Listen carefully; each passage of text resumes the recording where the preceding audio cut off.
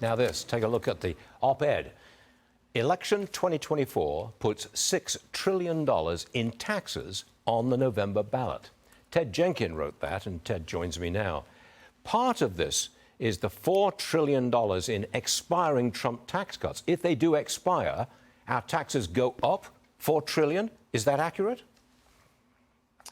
Yeah, Stuart, good to see you, and that is accurate. I think what's on the ballot here is the Trump tax cuts do expire on December 35th, 2025, and that means whoever's in the White House is going to decide if they renew or not. And I think a lot of middle-class people out there don't understand that one of the big things that could expire is the increased standard deduction. And I think it will hit a lot of middle-class families for an extra $500 or $1,000 a year of taxes that they don't even see coming right now. Now, whose decision is it whether those tax cuts are extended or put back in place? Who makes that call?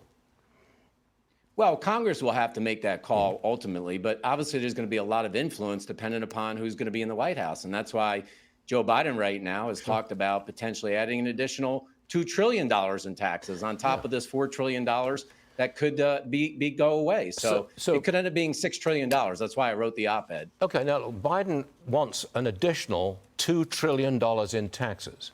What are those new taxes? Well, they're going to come in a number of different flavors, but the big one could be a perpetuity tax on Social Security, meaning that if you make more than $400,000, you will pay 6.2% on every single dollar over $400,000, and so will your employer. So it's kind of like a backhanded corporate tax. In addition, the corporate tax would go from 21% to 28%, which, by the way, is not a 7% increase. It's a 30% increase. How's that going to help with inflation? And the top tax brackets would go up by 7% altogether. And you were talking about capital gains before. We don't even know if they're going to talk about putting capital gains from 20%, maybe back to the original rates of 39.6%. This is what's a little bit scary, and it's at the ballot box in November. And those tax increases from Biden would go into effect in 2025 if they pass the Congress. Is that accurate?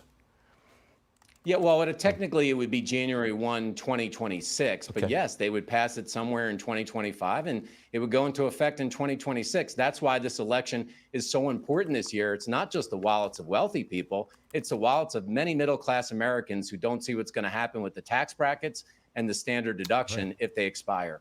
You've explained it well, and it puts me in a retirement bind, but I'll discuss that later. Ted Jenkin, thanks for joining us. We'll see you again real soon.